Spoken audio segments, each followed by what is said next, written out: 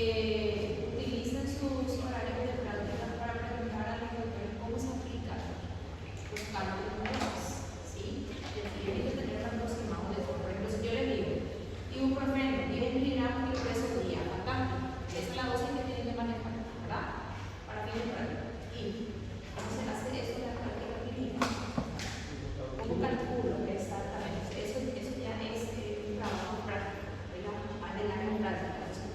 Cuando ven un paciente en sus actividades prácticas, por ejemplo, un paciente, qué sé yo, una rinofaringitis y quiere quitar ibuprofeno, perfecto, se aprendieron súper bien que la dosis es tal, pero ¿cómo se indica eso? ¿Cómo se calcula? ¿Cuál es el procedimiento para indicarlo? Tienen que saber también, ¿sí? ¿Está bien? Entonces, hagan sus prácticas, pidan en sus prácticas esos detalles. ¿Cómo calcula el ibuprofeno? ¿Cómo la necesitamos? Tienen que tener todo eso presente también cuando lleguen al internado. Al internado para hacer a ustedes, ¿sí? Y de hecho, como dije, yo justamente recibí un examen de una alumna que la conocí, y yo corro por teléfono. Ahora estoy sola, no encuentro salud, sé que tengo un caso para ¿puedes ayudar? Bien, yo creo que en el colegio no recuerdo la voz tal como se hacía. Todo bien, yo para que no les pase tipo de situaciones que no aprendieron. ¿Está bien? Bien. Ahora un poquito de tecnología psicológica para la respiración. Yo traje un mapa de ustedes, ¿sí?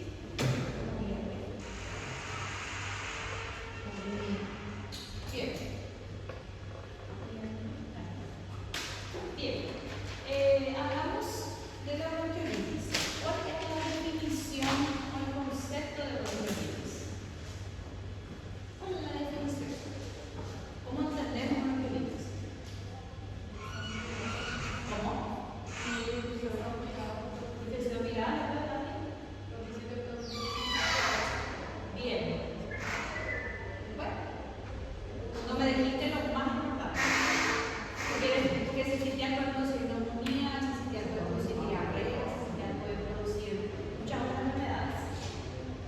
¿Qué es lo más importante de bronquiolitis? ¿Qué se puede sacar del concepto? Primer episodio de sibilancia.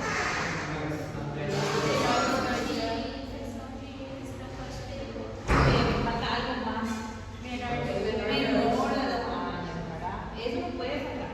Ahora, en la teología es más frecuente existir. Eso ya se tiene en la clase secundaria del texto, ¿verdad? En la primaria es básicamente eso. Bien. Ahora existen otras patologías que también pueden producir sibilancias en mayores de 2 años y en menores de 2 años, que no es la bronquiolitis. Vamos a ver algunas de las más frecuentes, ¿sí? ¿Está bien? Bien. Tenemos lo que se llama sibilancias recurrentes en niños, ¿sí?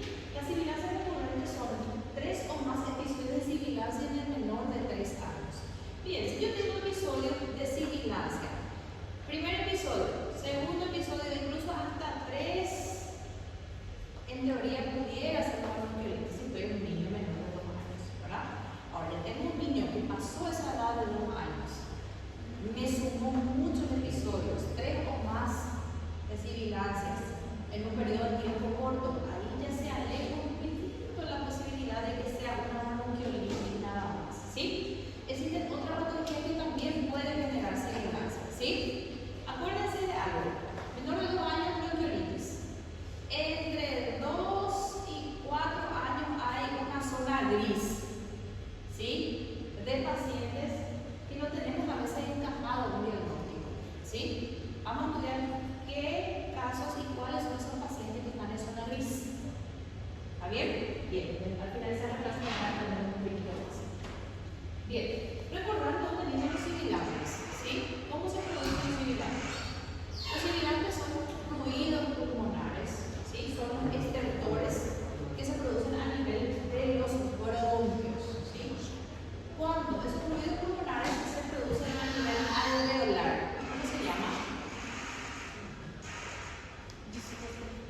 Cuando esos fluidos pulmonares se producen en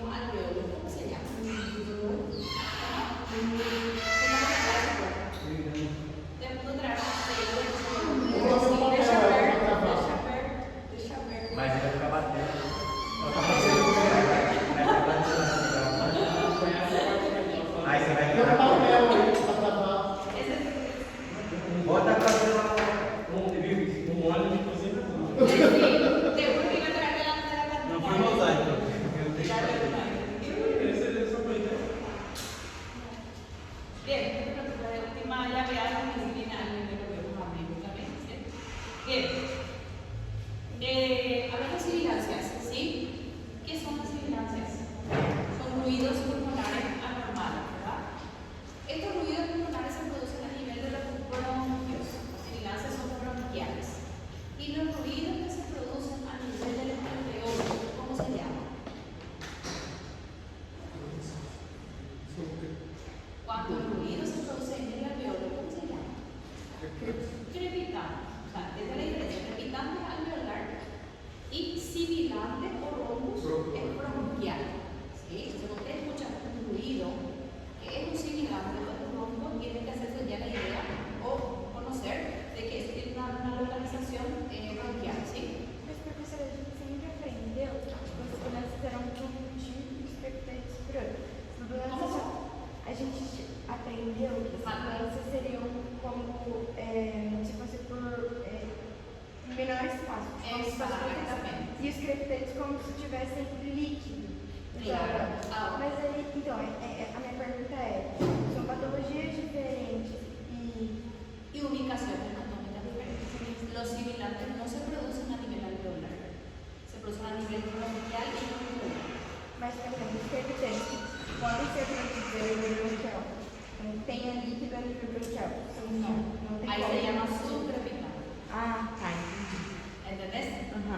¿Sí? Subcrepitante. Lo que pasa es que el subcrepitante es, yo estoy diciendo algo un poquito más patognomónico y un poco más cuadrado. Los subcrepitantes pueden ser bronquiolares y alveolares. Alveolares que está en la zona de transición del bronquiolo, es lo que une el bronquio con el alveolo. Y el subcrepitante se puede producir en este nivel también. ¿Sí? Pero, mire, crepitante alveolar, líquido, ¿sí? Y ronco y sibilante es bronquial, que se produce cuando hay una estrechez, cuando se achica la luz bronquial. ¿Sí? Bien, entonces, siempre que escuchen sibilantes, acuérdense de estructura bronquial o bronquiolar. ¿Sí? Bien. Ahora, causa de sibilancia en niños. ¿Sí? Bien. Muchas son las enfermedades que pueden producir sibilancia en los niños. ¿Sí? Obviamente que existen las más frecuentes. ¿Sí? Bien. Dentro de las causas de sibilancia tenemos las pulmonares y las no pulmonares. Las pulmonares son las que más estudiamos, ¿verdad? Dentro de esas tenemos dos enfermedades modelos, bronquiolitis y asma.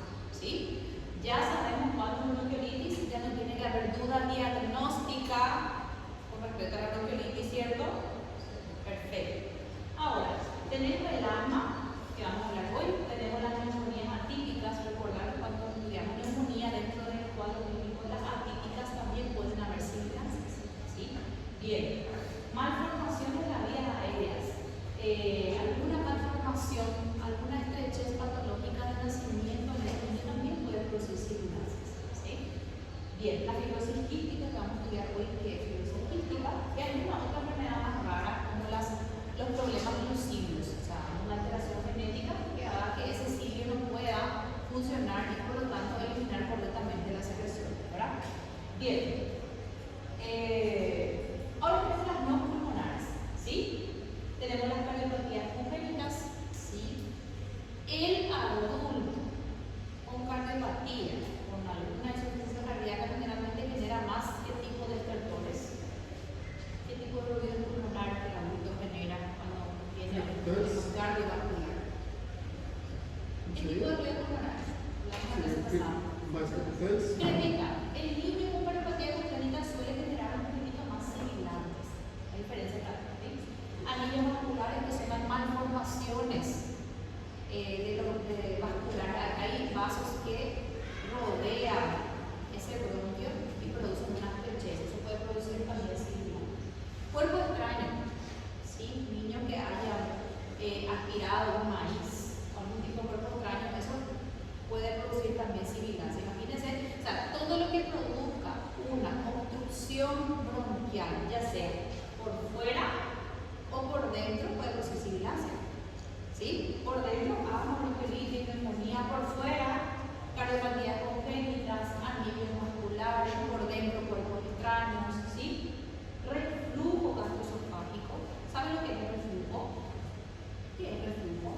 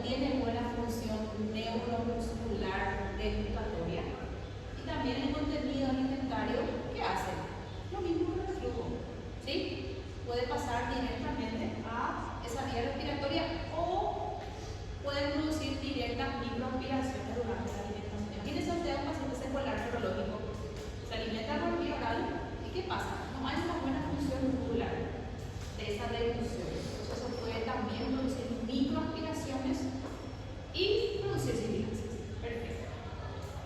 Bien, algo de vías intestinales, pacientes con tuberculosis, por ejemplo. ¿Qué pasa con esas adenopatías? ¿Qué pasa? ¿Por qué pueden producir sibilancias las adenopatías mediastinales? Por causa de uma inflamação que ocorre nos alvéolos, No. ¿Por qué pueden producir? ¿Obstrucción de qué tipo? ¿Por dentro o por fuera? por fora, Claro, entonces todo lo que, vuelvo a repetir mi idea, todo lo que produzca una obstrucción bronquial por fuera, o porque empuje, o por dentro, porque esté dentro, puede producir sibilancia. Imagínense usted tener un tubo y esto tiene algo que haya que reduzca ese calibre, entonces sí o sí va a haber una ruina normal. Bien, ahora, vamos a ver un poquito cuáles son las causas que nosotros vamos a estudiar. Ya estudiamos bronquiolitis, vamos a estudiar asma. Vamos a ver cuál es la diferencia entre asma y bronquiolitis y cómo podemos hacer el diagnóstico diferencial. Bien. Tengo un paciente con sibilancias recurrentes. Tiene 3 años y medio, 3 años. ¿Sí?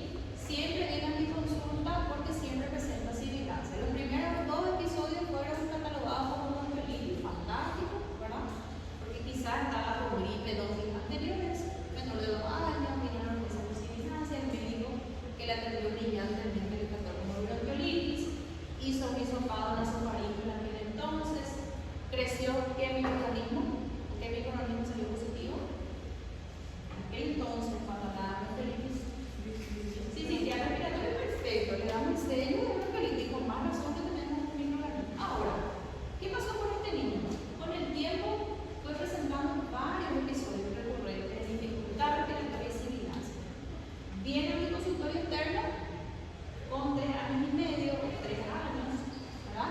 Entonces, tengo que hacer mi diagnóstico diferencial, ¿sí? Ya no se adecua al concepto de bronquiolitis, ¿verdad? ¿Por qué? Porque ya pasó el tiempo de edad, ¿sí? La recurrencia o la repetición de los episodios ya me descarta la bronquiolitis viral aguda, tengo que estar en otros casos, entonces ahí que hacer mi historia clínica para tratar de identificar estas otras causas de sibilancias. ¿Entienden el algoritmo? ¿Entienden? Bien. Primero, historia parental de asma atopia, ver si mamá o papá son asmáticos, como viendo después. Si es el primer episodio o no, obviamente que este ya no es el primer episodio, la mamá viene porque 7 veces, una vez internó, otra vez no, ¿verdad? Edad de inicio, frecuencia, gravedad, ¿sí? Presencia no de periodos asintomáticos o sintomáticos, si hubo un tratamiento previo, la respuesta a lo mismo. Acá yo le agregaría si esa sibilancia aparece después de la alimentación, ¿sí? Si se alimenta el paciente y presenta mucha sibilancia con alimentario, pensar en un reflujo, ver si hay un antecedente de cardiopatías congénitas, ¿sí? Entonces ya nos va a orientar un poquito. Bien. Ahora, entonces, resumiendo para que se siga la historia, primer episodio de sibilancias, primero, segundo, episodio de sibilancias en el menor de 2 años con bronquiolitis, ¿verdad? Episodios recurrentes de sibilancias entre 2 y 4 años, buscar alguna causa, ¿sí? Ahora, episodios de sibilancias recurrentes en el mayor de 4 años, me tengo que pensar en la posibilidad de asma. Moraleja, el diagnóstico de asma recién se piensa después de los 4 años. ¿Entendido? ¿Entienden? Porque a veces pongo un cuadro clínico en el examen de un niño de 2 años con el asma. No, ¿sí? El diagnóstico de asma recién se habla después de los 4 años. Tengan presente eso, ¿sí? Si eso me agarran como idea principal, yo estoy contento. ¿Entendido? Bien, sigo entonces la idea. Vamos a hablar un poquitito ahora de otro tipo de sibilancia. Uno de ellos es asma, ¿sí? ¿Ya dieron asma, verdad? sim. Dieron asma en neumología, supongo, ¿verdad? Bien.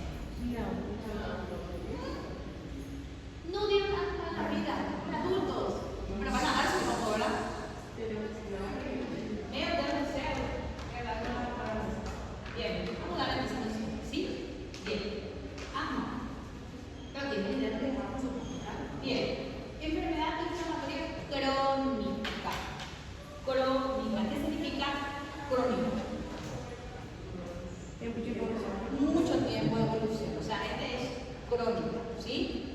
¿Está bien? De las vías respiratorias, que se caracteriza por hiperreactividad bronquial.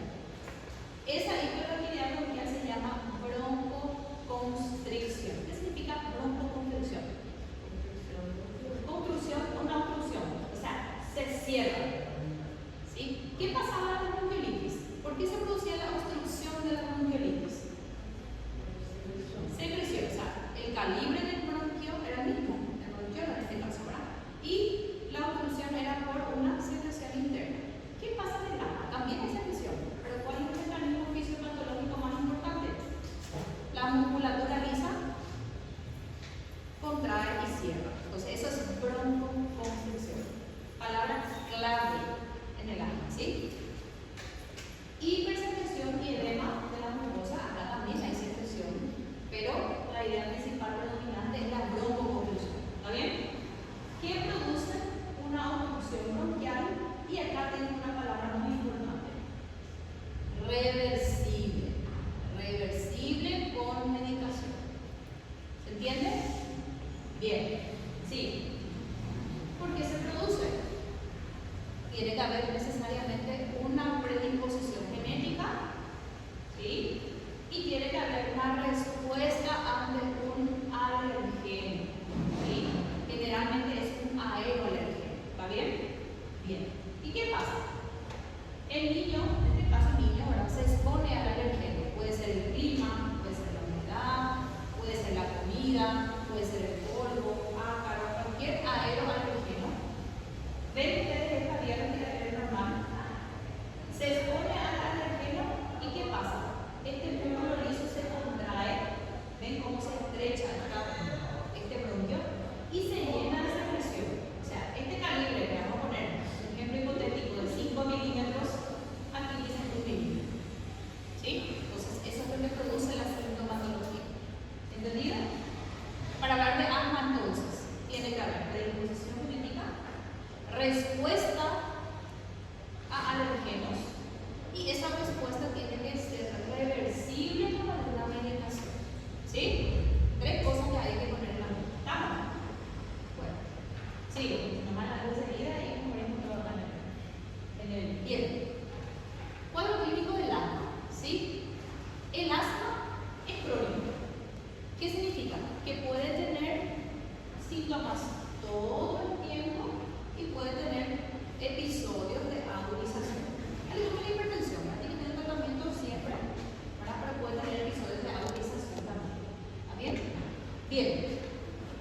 La clínica depende del momento, ¿verdad? Si es una crisis aguda, ¿cómo puede venir el paciente? Puede ser que esta crisis se haya desencadenado por algún alergeno, cambio de clima, ¿sí? Ahora, por ejemplo, después está lloviendo, ¿cuántos neumáticos en una emergencia? Ahora cambió el tiempo, pero comenzó a toser. Se gripó. Recordar que los virus también pueden servir como alergenos desencadenantes de la crisis, ¿verdad? ¿Sí? Se gripó a la mañana, doctora, hoy comenzó con tos seca, puede ser tos húmeda, dolor torácico, opresión torácica, ¿sí? Dificultad respiratoria. Y el examen físico que voy a encontrar en la presentación: roncos y o sibilancias. ¿Sí? Bien, ese es el cuadro clínico típico. Ahora ustedes evalúan a su paciente. ¿Qué pasó? ¿Desde cuándo fue así, señora? Y doctora, siempre que cambia el clima se pone así. Siempre que toca un gato se pone así. Siempre que come soja se pone así. Tiene que haber algún alergeno que le desencadena. Y tiene que haber una historia de recurrencia previa. ¿Sí?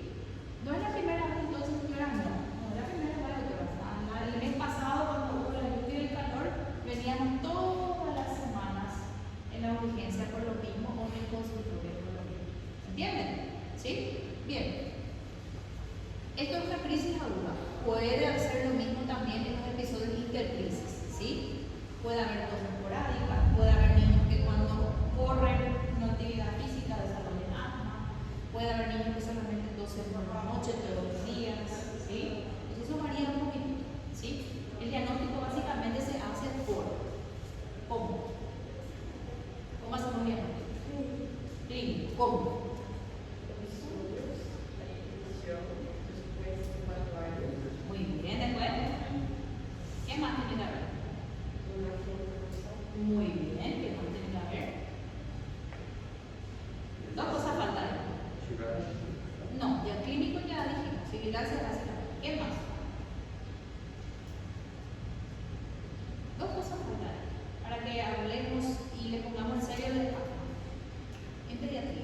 En clínica, que usted tiene dudas, hasta el neumólogo, hacer tu espirometría, tu espirometría te va a hacer. En pediatría no se hace espirometría. Un aviso de prólogo. ¿Cómo? Aviso de prólogo siempre. No. No. Muy bien, tiene la respuesta. ¿Y qué más? Falta una cosa más. El antecedente o la predisposición genética. ¿Y cómo voy a saber la predisposición genética? Por la historia clínica de los padres, ¿verdad? Muy bien, vamos a mirar un poquitito. Entonces, ¿cómo hacemos el diagnóstico? Ayer le respondieron a Popote, ¿verdad? ¿Sí? El diagnóstico de asma en niños se suele establecer alrededor de los 4 años. ¿Sí? Alrededor de los 4 años. ¿Qué significa alrededor? Obviamente que si tengo un niño de 1 año y medio y ya los caminos que conducen a Roma no están cuadrados. Lo que no se puede hablar de asma en un niño menor de 2 años. ¿Me sigue la historia? ¿Sí? Bien. Teniendo en cuenta criterios predictores de asma, que vamos a ver cuáles son, que les encanta preguntar a los brasileños, recurrencia de las crisis después de un alergeno, ¿sí? Reversibilidad de los síntomas con el uso de beta 2. Tiene que cumplir esos criterios para que yo hable de asma, ¿sí? Bien. Las pruebas de función pulmonar, la espirometría no se hace de manera rutinaria en pediatría. ¿Por qué no se hace de manera rutinaria? ¿Alguien se hizo alguna vez una espirometría o iba a hacer alguna espirometría o hicieron ginecología en la espirometría? Para hacer una espirometría requiere muchísima colaboración. Atajar tu respiración, aguantar tu respiración, quedarte 5 segundos. Es una serie de pasos que tiene que hacer una espirometría.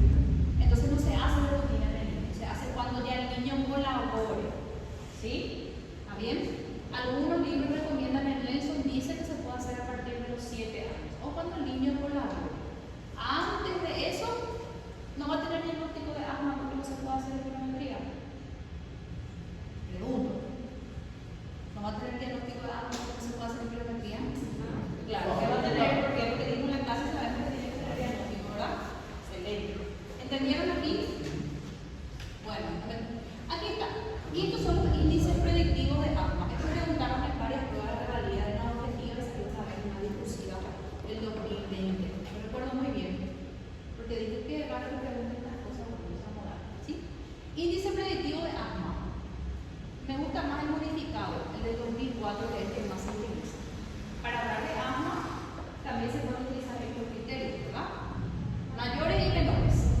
Mayores, historia familiar de asma. ¿Sí? Mamá y papá tienen asma. Dermatitis atópica, que serían alteraciones en la piel, ¿verdad? Las alergias en la piel. Doctora, cambia el tiempo. ¿Sí? ¿Sí? Doctora, cambia el tiempo, ya su piel se queda seca, ya le comienza a picar todo. ¿Sí? Sensibilización a un aeroalergeno. Tose cuando tose cuando come chocolate. ¿Sí? Aeroalergeno generalmente es lo que más da, ¿sí? Y criterios menores: alergia a leche, huevo o maní, presencia de sibilancias en algún momento de la vida sin antecedente viral, ¿verdad? Y la presencia de eosinofilia. Tenemos criterios mayores y menores. Es positivo cuando hay varios episodios de sibilancias y al menos un criterio mayor. ¿Sí? Yo puedo valerme de estos criterios. Vamos a suponer que yo tenga duda en un paciente similar. Entonces, no me acuerdo de lo que dijo la doctora en la clase, ni lo que leí, puedo utilizar los criterios predictivos. ¿Sí? Estos son criterios que me pueden ayudar a un diagnóstico. ¿Sí? Lo que pasa es que en el niño tiene el diagnóstico clínico. Entonces, tenemos que tener elementos clínicos que nos lleguen a ese diagnóstico. ¿Está bien? Entonces, el diagnóstico de asma se puede hacer también valiéndose de estos índices predictivos, ¿verdad? Enseguida la tienen que pasar el slide ustedes ahí en el teléfono porque no nos quedamos sin nada. Bien. Clasificación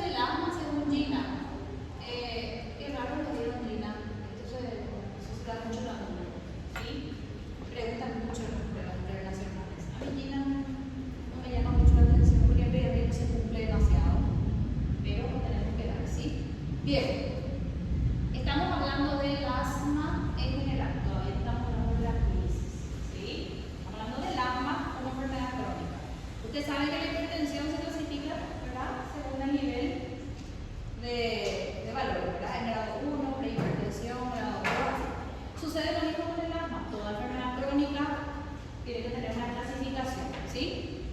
El asma puede ser intermitente, persistente leve, persistente moderado y persistente grave. ¿De qué va a depender eso? De la presencia de los síntomas diurnos, medicación de rescate, síntomas nocturnos y limitación de la actividad diaria, ¿sí? Bien, entonces, por ejemplo, si el paciente no tiene síntomas diurnos, no necesita su salbutamol de rescate, o si tiene síntomas nocturnos menos de 2 veces al mes, si puede realizar alguna actividad física normal, es un asma intermitente, ¿sí? ¿Por qué es importante esto? Es importante porque los tratamientos de seguimiento se hacen de acuerdo a esta clasificación.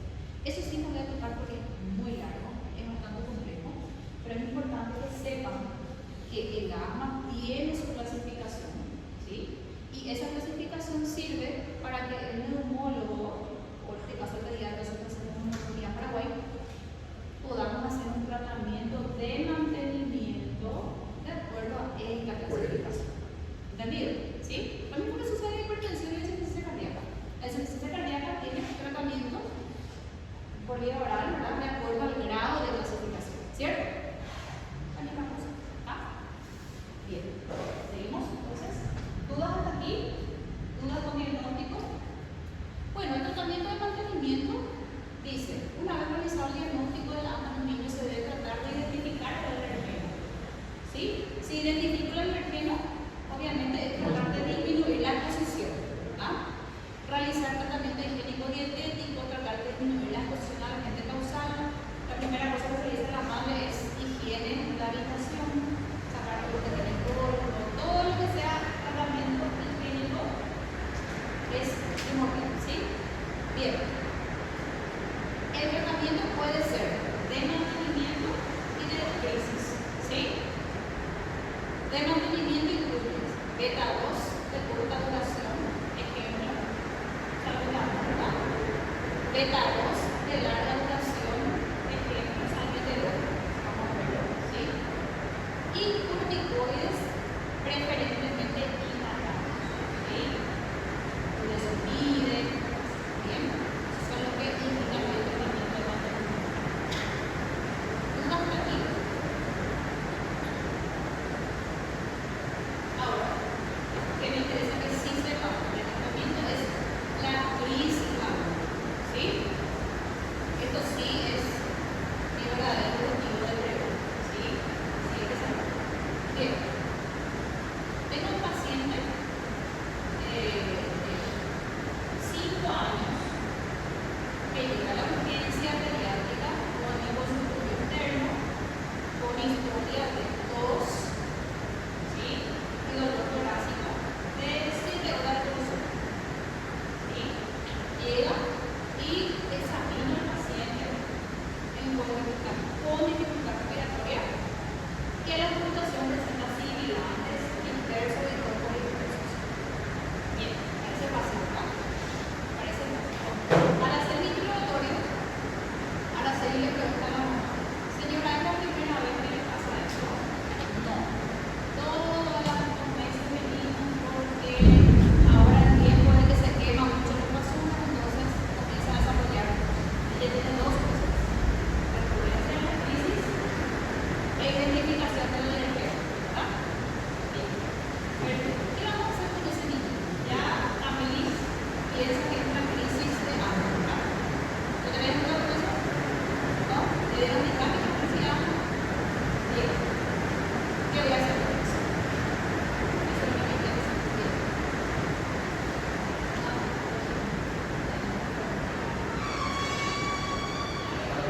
Bien. Crisis asmática es la presencia de sibilancias y dificultad respiratoria en un paciente mayor de 2 años de edad. Lo que es un poquito más bajado, ¿sí? Con historia de recurrencia de cuadros similares en el que se ha descartado otra cosa, ¿sí? Bien. Paciente con asma de urgencia, tengo que hacer escala, ¿sí? Tengo que hacer escala, no te diría escala. Escala de índice pulmonar, PIS, pulmonar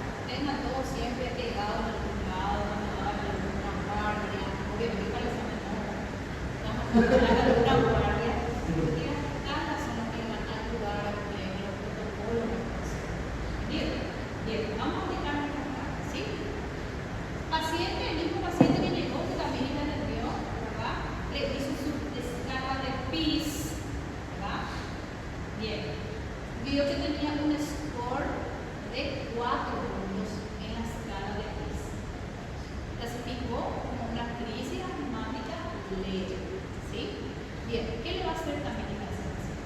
Perfecto. Salbutamol inhalado. Salbutamol es la droga de elección en los casos de asma o de hiperactividad completa. ¿Sí? Bien, salbutamol inhalado. ¿Cómo va a calcular eso? Inhalado, ¿qué significa? ¿Cómo se llama eso? No quiero escuchar con Biblia y al final te para la lluvia. Ahora, ¿cómo se llama? El nombre, no tiene que tener elegancia, ¿sí? Salbutamol inhalado. Número de puff o de disparos, vamos a calcular. Peso del paciente dividido 3.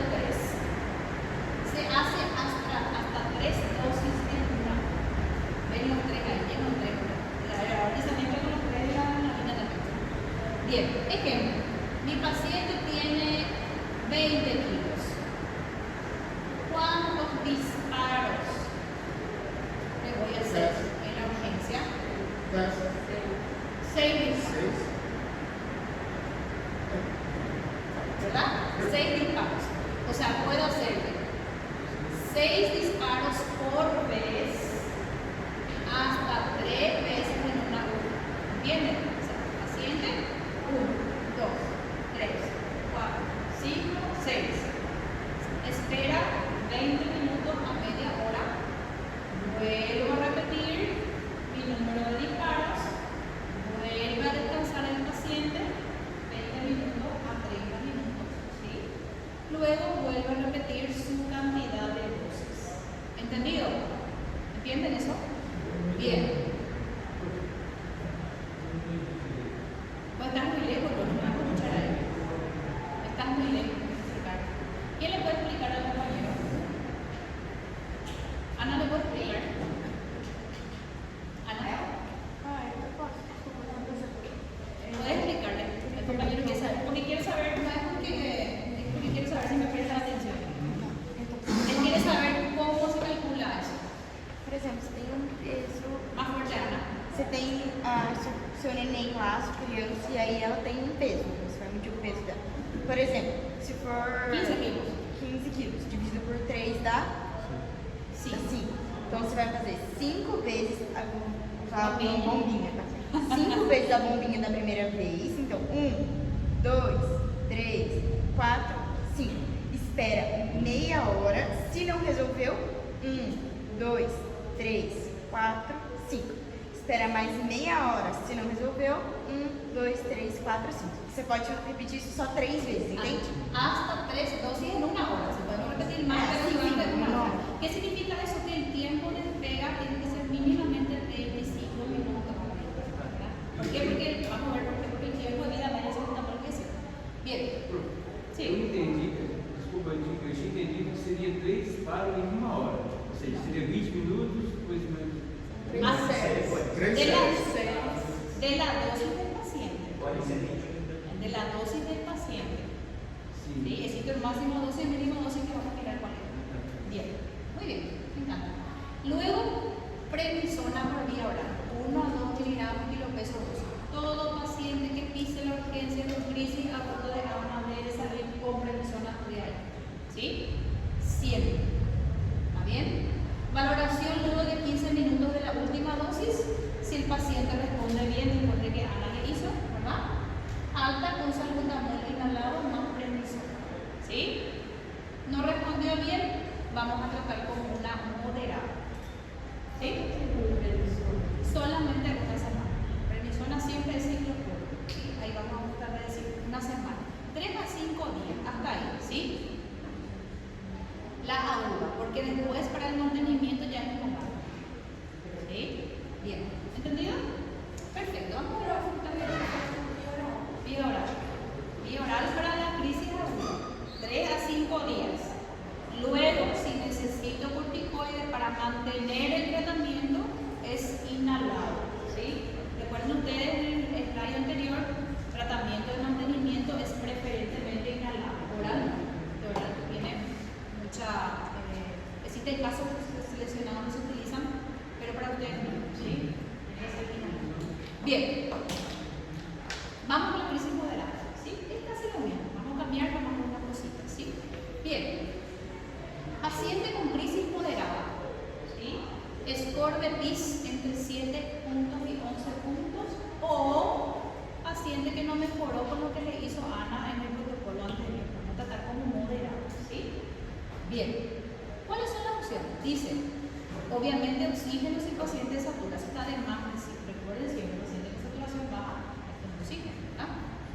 Bien, aquí tenemos dos opciones de salbutamol, dos formas de administrar, ¿sí? Podemos seguir haciendo la forma inhalada o podemos ya usar la forma nebulizada. ¿Qué significa inhalado y nebulizado? ¿Cuál es la diferencia? De inhalado y nebulizado. Porque a veces ustedes por el portugués me dicen inhalación y a veces confunden las cosas. Y no es una cuestión de idioma, pero para ustedes sí es idioma. ¿Y leones? ¿Eh? Leones. Pregunto, ¿es lo mismo nebulizado que inhalado? ¿Cuál es la diferencia? Nebulização por ele. El vapor que se genera cuando se conecta, ¿verdad? Y el inhalado sería el MDI, que no me acuerdo cómo se llama, ¿verdad? Bombilla. Ahora de repente lo de bombilla, pues ya tendría que dar si me dicen bombilla, ¿verdad? Bien. A inalação é com o inhalador.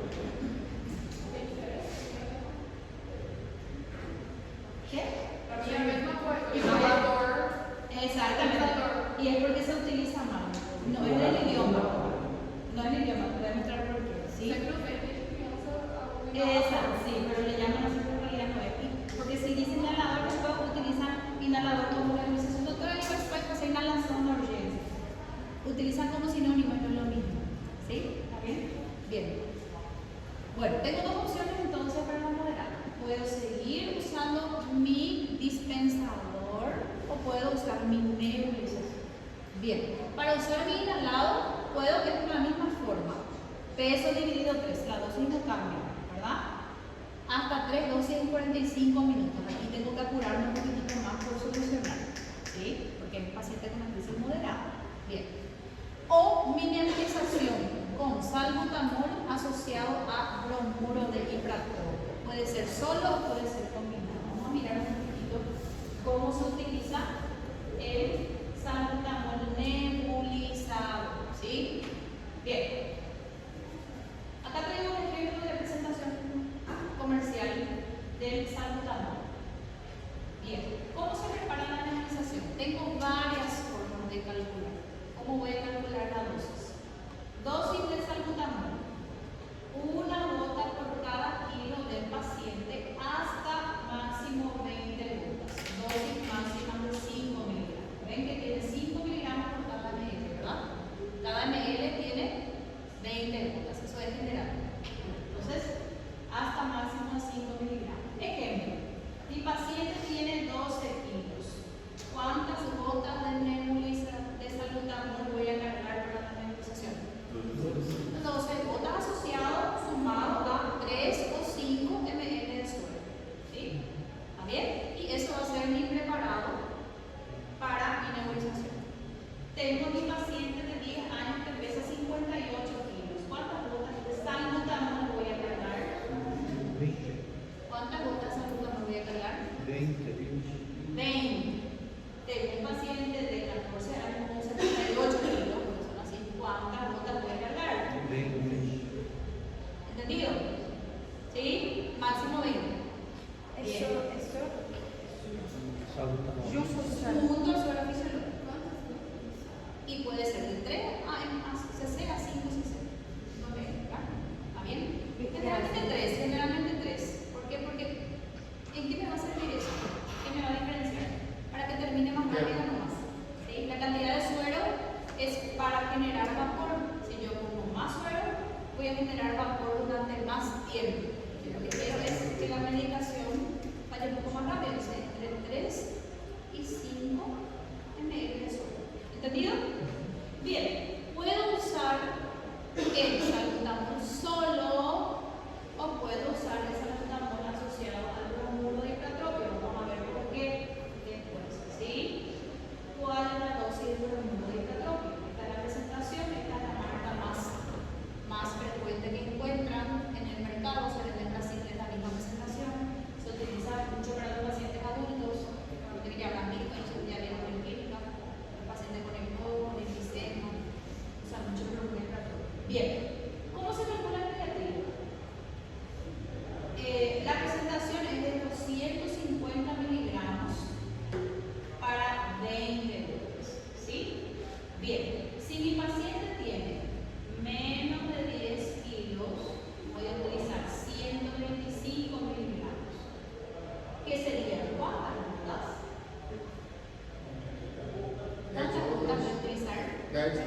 10 gotas. ¿Por qué 10 gotas? Porque é uma gota a cada quilo peso. ¿Cómo? 20 gotas tem 250. Exactamente, diga sin miedo. Bien, mi paciente tiene 25 kilos. ¿Cuántas gotas voy a poner? 250 kilos. Excelente. ¿Entendieron? Estas son formas fáciles de calcular, porque el problema es muy difícil calcular matemáticamente. Se utilizan estos por los protocolos, por las presentaciones con el laboratorio. ¿Entendido? Entonces, para la moderada yo puedo usar inhalado, en la dosis que ya conocen, puedo usar nebulizado, salbutamol solo, o puedo asociar algunos. ¿Sí? Todos hablados de una misma preparación. ¿Estamos? Bien, hasta aquí dudas. ¿Dudas? Menos de 10 quilos, 125. Mais de 10, tipo 12 quilos, eu já vou fazer 250. Sí, 20 gotas. Sí, solamente que acá también se puede utilizar ya incluso hasta 40 gotas. Pero generalmente, por acostumbrarse con 20 gotas, ¿está bien? Sigamos. Bien. Ahora, ¿dudas hasta aquí? Bueno. Dispositivo inhalador con cartucho presurizado. Se llama dispositivo inhalador. Dispositivo inhalador con cartucho presurizado. O se llama MDI o se llama DMI. No se llama bombilla. ¿Sí? Dispositivo inhalador. Que no es lo mismo que inhalación. Por eso nomás te dije que es una cuestión de hablar, ¿no? Pero está incorrecto. Porque si vos hablas de nebulización, la dosis es otra. Entonces, atienda para escribir. ¿Sí? Bien. ¿Cómo se utiliza en pediatría el dispositivo inhalador? ¿Cómo se utiliza? ¿Sí? Se utiliza a través de las llamadas aerocámaras. ¿Cómo se llama en portugués? ¿Esto? Nunca vieron nada Nunca ouvi de falar, não. Nunca vieron las aerocámaras. Bombinha com máscara. Bombinha com máscara. Bombillas con máscara. No, tiene un nombre. Búsquenlo un poco en otro momento. Este tiene un nombre científico, nombre conocido así. Bien, aerocámara. En pediatría no se utiliza, Luis, ¿cómo entrar agua de la mía? Por favor. Voy a la licencia.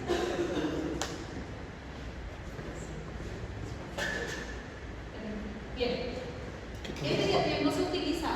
¿Hay neumáticos acá? ¿No? ¿Vos? ¿Vos utilizás el salbutamol así? En pediatría no se utiliza el salbutamol solo. Se utiliza con aerocámaras. ¿Sí? ¿Por qué no se utiliza el salbutamol solo? Porque para realizar el salbutamol hay toda una técnica. ¿Por qué? La boca del niño terminó. Necesita una técnica de inhalación. Entonces el niño debe conocer la técnica, es un poco más complicada.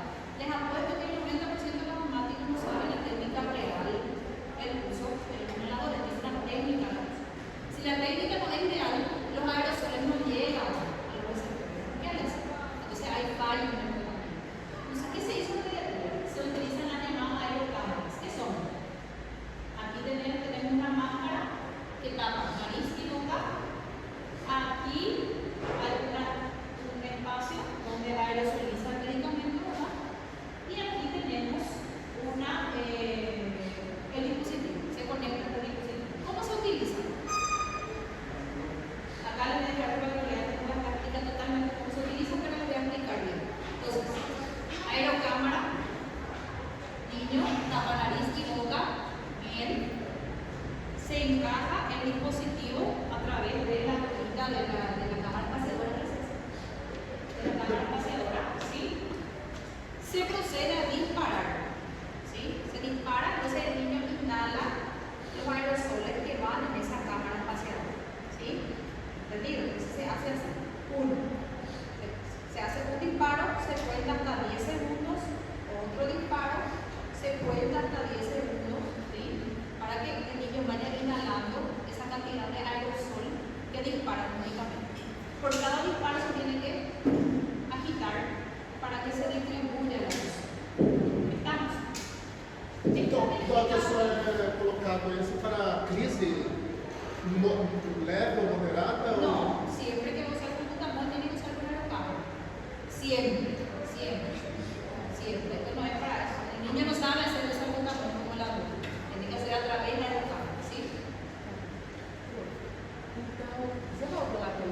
faço o puff e aí eu tiro o dispositivo e agito, ou eu tiro o espaçador todo?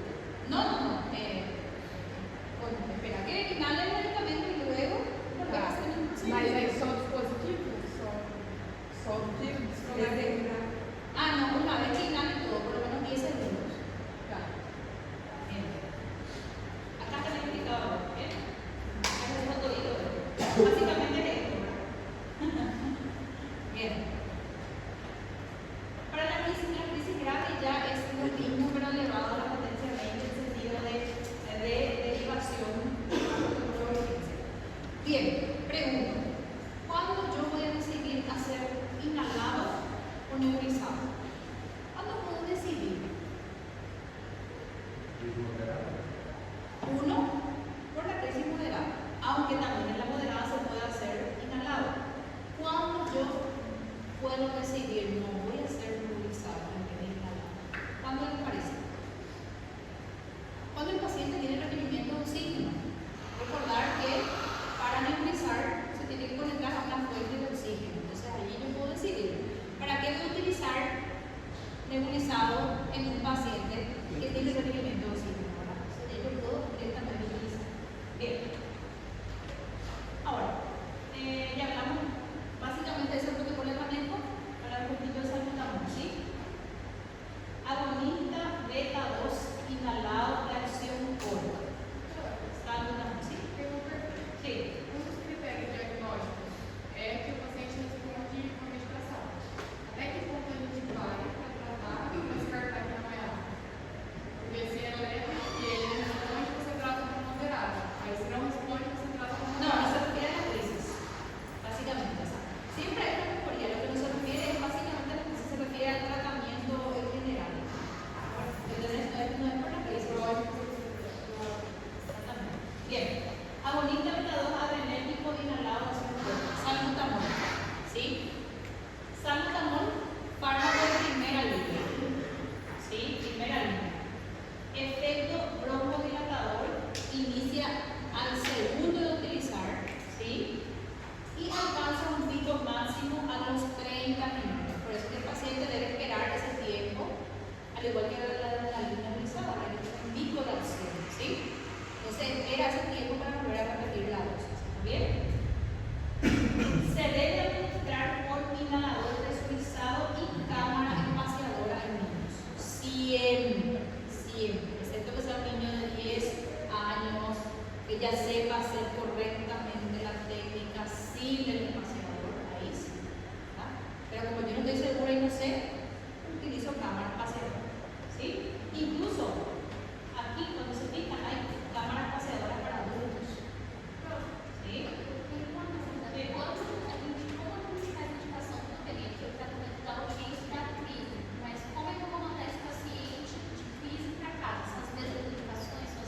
Aqui ela aparece. Alta com salbutamol inhalado más prensa. La misma dosis para que se Exactamente. Solamente pero generalmente la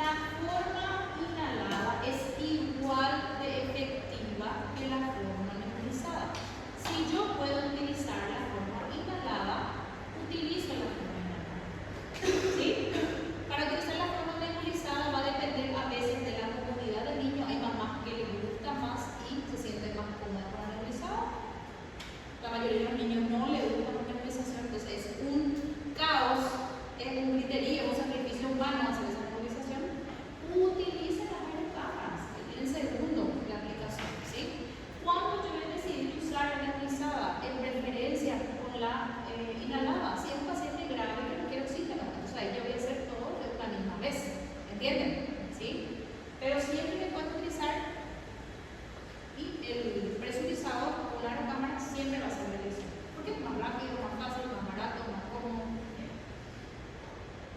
El MDI debe administrarse en una cámara espaciadora en menores de 4 años, dice. Yo lo uso para todos los niños. Y la vía nebulizada se reserva para las crisis graves. Claro que ya es paciente grave, entonces le vamos a utilizar nada más ya directamente nebulizado. Bien, ¿dudas hasta aquí? Dispositivo presurizado. El MDI, ya sabemos, se calcula peso dividido en 3, ¿verdad? Mínimo 5 pulsaciones, máximo 10 pulsaciones. ¿Sí? Siempre hay un máximo, nunca es infinito, siempre hay un máximo. ¿Sí? Cada pulsación tiene 100 microgramos. ¿Sí? Bien. Nebulizado. Nebulizar con oxígeno a 6 a 8 litros para lograr aerosolizar. ¿Cuándo yo voy a saber qué cantidad de oxígeno poner en nebulizado? Desde el momento que yo veo que sale el humo aerosolizado. A veces veo que ponen a 15 y no aerosoliza, tiene que salir el humo, tiene que salir el vapor de inhalación. ¿Sí? Bien. La dosis puede calcularse a 0,15 miligramos kilo. Esta es la forma más elegante de calcular el salbutamol nebulizado. La otra forma, ¿cuál es? La otra forma, ¿cuál es? ¿Cómo? ¿Cuál es la otra forma? Esta es la forma elegante, fashion que me encanta. ¿Cuál es la otra forma? Perfecto. Mínimo 2,5 y máximo 5 miligramos. 5 miligramos en la presentación, entonces máximo cuántas gotas? 20 miligramos. El tratamiento inicial suele iniciarse con 3 dosis de respirador en la primera hora. Posteriormente ya se va a administrar según la necesidad del paciente. ¿Cuándo va a casa? Bien. ¿Dudas hasta aquí? ¿Dudas? Bien. Corticoides sistémicos, cuando ya hablamos de meningitis, voy a volver a repetir. Se utiliza siempre en todos los casos de la crisis asmática. ¿Sí? Paciente que pise la urgencia con crisis asmática debe salir de la urgencia con un corticoide por vía oral. Obviamente, en la dosis establecida y en el tiempo de tratamiento establecido, no va a salir forever and ever por ese corticoide. Máximo entre 3 y 5 días. Bien, la vía oral siempre en pediatría es la de elección, al igual que el laringitis, ¿verdad? ¿Sí? Rápida, efectiva, económica. Si no puedo utilizar la vía oral, tengo la opción de la dexametasona. La dosis de 0,6, la misma que utilizamos en la laringitis. ¿Sí? Se aprenden 1, se aprenden 2. ¿Pero? Y otra opción, los corticoides por vía oral son la prednisona y la prednisolona. Por suerte, ambas tienen la misma dosis, 1 a 2 miligramos kilo, máximo 60 miligramos, ¿sí? Seguido por 3 a 5 días máximo. Mas aí, nesse caso, por exemplo, a gente precisa ir baixando a dose ou não? No, porque es ciclo corto. Después del ciclo claro, sí, es ciclo. Pero eso no lo usa para ambos. Si lo usa, ya va a ser, ya tiene que ser el pediatra. Generalmente para ambos se usa el mismo para el mantenimiento de la grada. ¿Está bien? Ustedes aprenden hasta los 5 días. Obrigada. ¿Hasta aquí dudas? ¿Dudas? Bien, sigo. Bien, intravenoso ya hablamos. Aquí la misma dosis es la prednisona que la prednisolona. Ahora sí está utilizando muchísimo la prednisolona.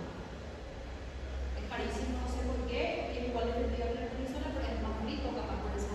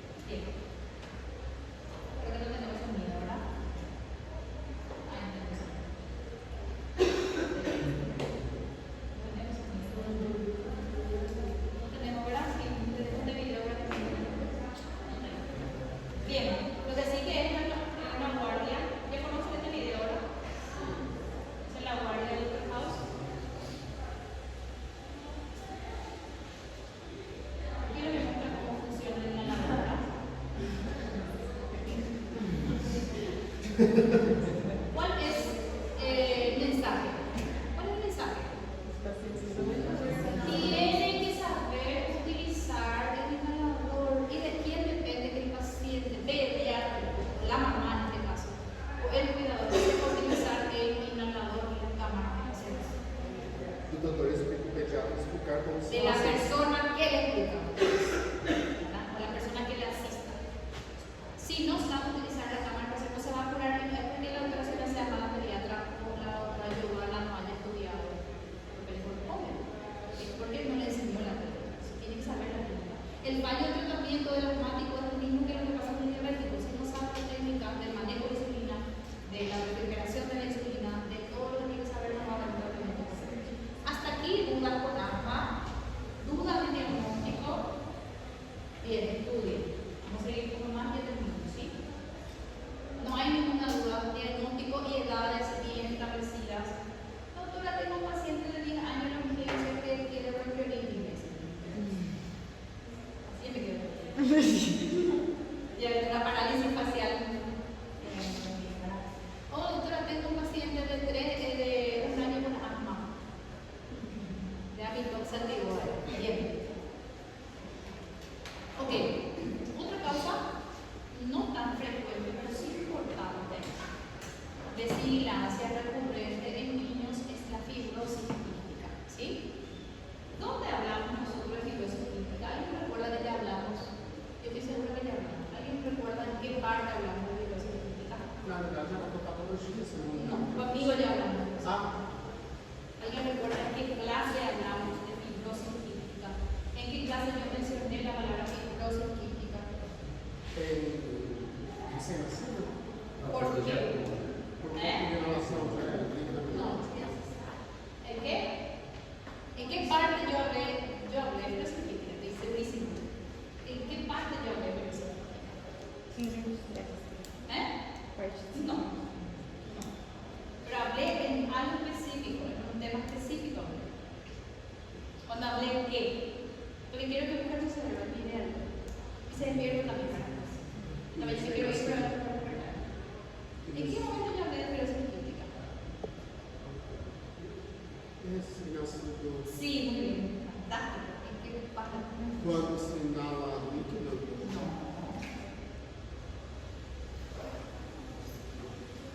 Yo no hablé de tener besito. Sí. ¿Y qué detecta el tener besito? Ahí está, excelente, ¿verdad? Ahí hablamos de besito. Bueno, vamos a hablar de la fibrosis quística, ¿sí? Bien. ¿Qué es la fibrosis quística? Este sí no tenían por qué tratar ningún material, pero sí más pediatra. Pero asma sí tenían que haber sabido. Importante. Bien.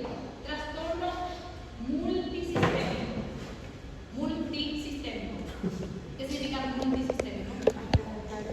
Todos los órganos, varios órganos, ¿sí? Carácter hereditario recesivo. ¿Qué significa recesivo? ¿Eh? ¿Cómo? Azinho. No genético, a gente fala recessivo, é azinho. ¿Qué es recesivo? ¿Qué significa recesivo? necessita descontrole. ¿Y qué significa eso? ¿Qué expresión clínica tiene? ¿Qué porcentaje? Ahí está. Incluso puede ser, los dos padres no tienen fenotípicamente o físico, no expresan el gen, pero tienen el gen, entonces 25,25 junta y la posibilidad que el hijo exprese es mayor, ¿verdad? Entonces, va a expresar, lo va a expresar fenotípicamente, ¿verdad? Lo va a expresar la cosa, ¿sí? Bien, entonces, hereditario, carácter recesivo, ¿sí?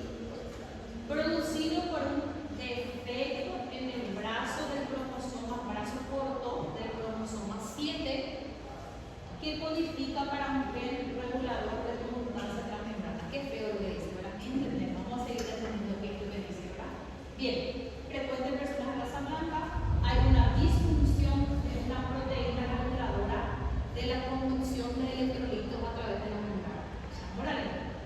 Hay un trastorno multisistémico, o sea, afecta a varios órganos, ¿sí? Carácter recesivo, hereditario, hay un defecto cromosómico, ¿sí?, que hace que los electrolitos que se transportan a través de las células epiteliales estén con defecto, ¿sí? Esa membrana, esa proteína que regula el transporte está con defecto. Vamos a ver qué consecuencias trae eso, ¿sí?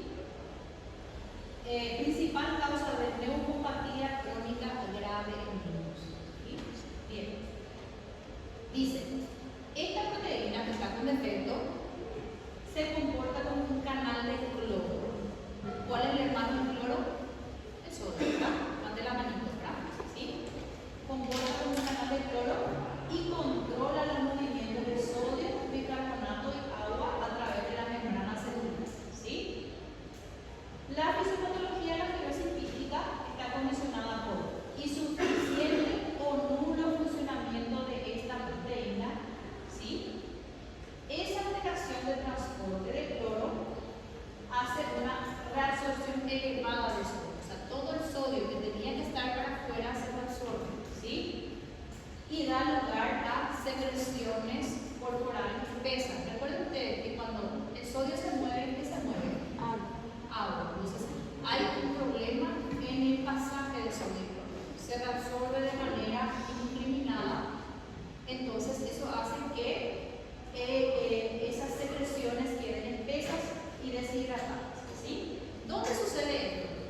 A nivel de las células epiteliales del pulmón, tubo digestivo, hígado, glándulas sudoríparas, conductos deferentes y seno paranasal, que son los más frecuentes, ¿sí? Vamos a ver otra vez para entender, ¿sí? Este es el nombre del gen y de la proteína. En inglés, ¿sí? Es el gen, la proteína transportadora, la membrana de electrolitos, ¿sí? Entonces, esto está con defecto por una mutación genética. Hay una disfunción de esa proteína, reabsorbe todo el sodio, ¿sí? Eso hace que haya un transporte alterado de iones, se produzca unas secreciones viscosas, ¿sí?, a nivel del aparato respiratorio, gastrointestinal y genitourinary. Entonces, ¿qué pasa en estos aparatos? Se acumulan secreciones viscosas, espesas, ¿sí? Se obstruyen estos lugares y todo lo que se obstruye o todo líquido o toda secreción acumulada donde no debería que produce infecciones recurrentes. ¿Se entiende la fisiopatología? Perfecto. Nuevamente, por si no se entendió, hay otra vez mutación del gen. Los iones de cloro y sodio no pueden salir, se forma un moco espeso a nivel de las células epiteliales del pulmón, páncreas, intestino, aparato reproductivo y glándulas sudoríparas, que son fundamentalmente las más alteradas, ¿sí? Bien. Nuevamente, la misma fisiopatología que queda para ustedes. ¿Qué cuadro clínico trae? ¿Sí? Bien. La fibrosis quística afecta esos órganos. El órgano que más sufre en caso de fibrosis quística es el aparato respiratorio del niño, ¿sí? El aparato respiratorio. Imagínense que ese aparato respiratorio esté con defecto, que esté con alteración en la secreción mucociliar, que se acumulen todas las secreciones respiratorias en todo el tracto respiratorio. ¿Qué va a pasar? Muchas complicaciones, ¿sí? Obstrucción, inflamación, infecciones recurrentes, ¿sí? Ejemplo, bronquiectasias, ¿sí? Infecciones bronquiales crónicas, pneumotoras, paro respiratorio, sinusitis crónica, sibilancias crónicas,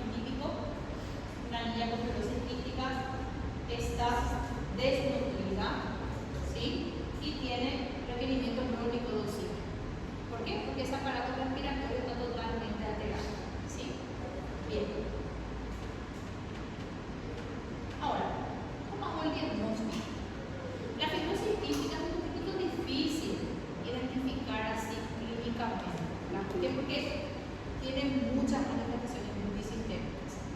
Como médico general, como pediatra, cuando hay sospechar que todo niño pequeño, lactante, que tenga signos de desnutrición y tenga episodios respiratorios, neumonías, sibilancias recurrentes, siempre sospechar la posibilidad, ¿verdad?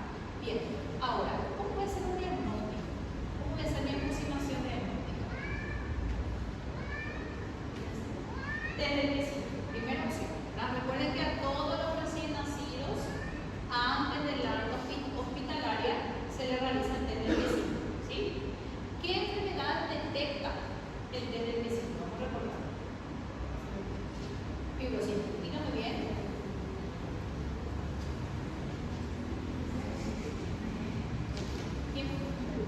Hipotiroidismo, falta uno. Falta uno.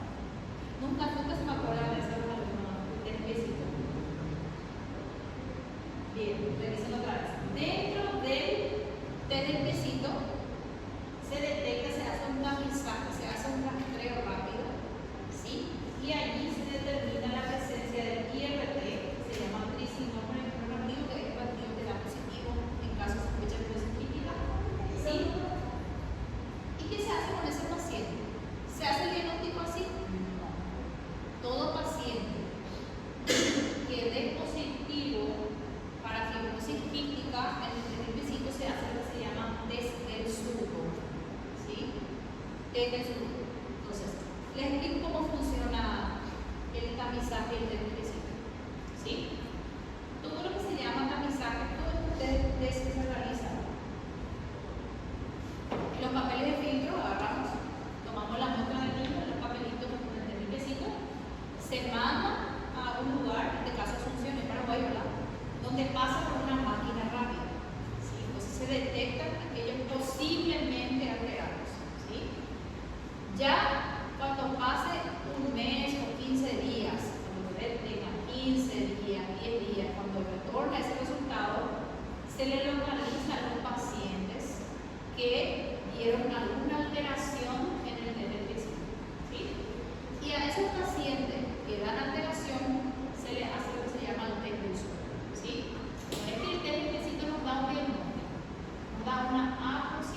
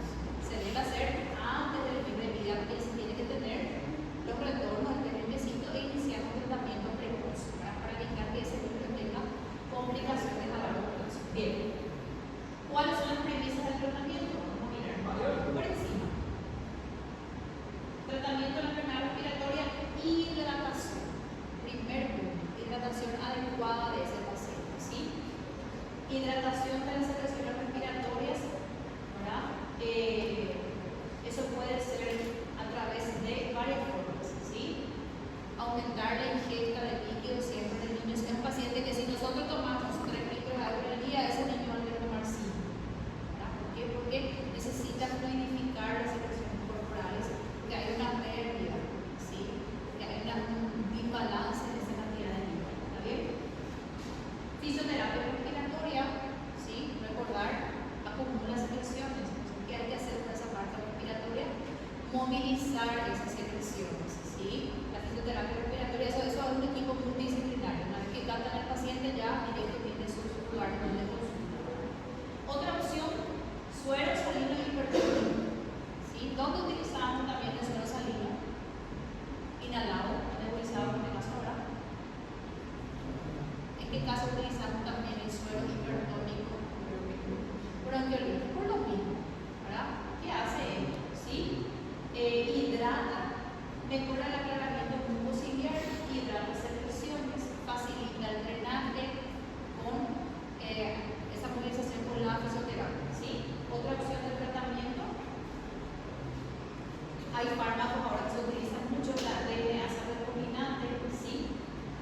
Que actúa para degradar los nucleófilos de la bacteria que pueden encontrarse en esas secreciones respiratorias y así tratar de disminuir las exacerbaciones infecciosas. ¿Qué es lo que le manda a los niños que se infectan? Neumonías, las infecciones recurrentes. Entonces, evitar que se acumule secreción y evitar que las secreciones acumuladas se sobreinfecten, ¿sí? Para eso también ahora ya hay antibióticos inhalados en forma de bombilla, ¿sí? ¿Cuáles son los antibióticos? Tenemos tobramicina, vancomicina, amikacina, levofloxacina, que se utilizan en vez de salbutamol, se utilizan los antibióticos inhalados de mantenimiento para evitar que se produzca un sobrecrecimiento bacteriano a nivel de esas secreciones, ¿sí? Bien. Antiinflamatorios, usan ibuprofeno, oxígeno a pacientes crónicos ya, ¿verdad? Y el verdadero tratamiento que se puede utilizar en tiempos más avanzados sería el trasplante de pulmón. Creo que en un caso, por ejemplo, en fin. Bien, entonces, tratamiento multidisciplinario, hidratación adecuada, nebulización en consumo hipertónico, fisioterapia respiratoria, tratar infecciones con pseudomonas, que es lo más frecuente en estos casos, estafilococos, por hacer la catarrales, tratamiento con antibióticos como ciprofloxacina, levofloxacina, macrolidos, antibióticos inhalados, que ya lo vimos, ¿verdad? Vacunaciones, si los otros niños tienen que tener vacunaciones, esto por más razón, ¿sí? Bien, tiene que estar al día, tratamiento nutricional adecuado, se tienen las enzimas pancreáticas que vienen en comprimidos que ayudan a que los niños consuman eso para favorecer la absorción, también se puede utilizar. En fin, eso básicamente. ¿Dudas? Eu tenho uma. Por que a gente não pode fazer o teste do sudor antes do teste do peso? Porque no es un tamizaje. Es una confirmación, es un tamizaje nada más. El test de sudor no es, o sea, es un estudio fácil de hacer, pero nada más tiene que hacer el test de sudor a todos los niños que nacen. Es más fácil hacerlo con un tamizaje específico y aquellos que están alterados el tamizaje, ponerle que de 500 tamizajes, 3 te salen alterados. Y de esos 3 hacer test del sudor, uno es el que verdaderamente es el Yo creo que trabaja mucho mejor. Más fácil porque el tamizaje de tecito hace cualquier licenciado, cualquier persona de cualquier puesto pequeño y envía a un lugar y eso se hace directo por máquina. A mí me parece mucho más fácil eso que hacer un test de sudor a todos los niños, ¿verdad? Y aparte con el tecito vas a agarrar más enfermedades. En Paraguay son 3, en Brasil son 5. Ahora ya se va a poner 5 en Paraguay, porque en Brasil va a subir a 7 enfermedades para el tecito, es mucho más fácil. Hacer un tamizaje general de alguna enfermedad más frecuente, ¿verdad? Mas aí, por exemplo, dessas 7 enfermedades, todos eles estão, tipo, não num diagnóstico confirmatório, sim suspeito. Claro, después se hace otra confirmatoria para el hipotiroidismo, por ejemplo, te da un valor, ya tenés que confirmar otra vez el hipotiroidismo congénito. Te da el alfa de déficit de biotinidad, se te da una tenés que volver a confirmar. Son tamizajes, pero ayudan muchísimo. De 3 que te salga alterado, 1 o 2 va a ser verdaderamente positivo. Entonces, para eso es más fácil. Bien, ¿dudas? ¿Preguntas? Chao. Olha, Acabou? excelente classe. Quer mais? Tem mais.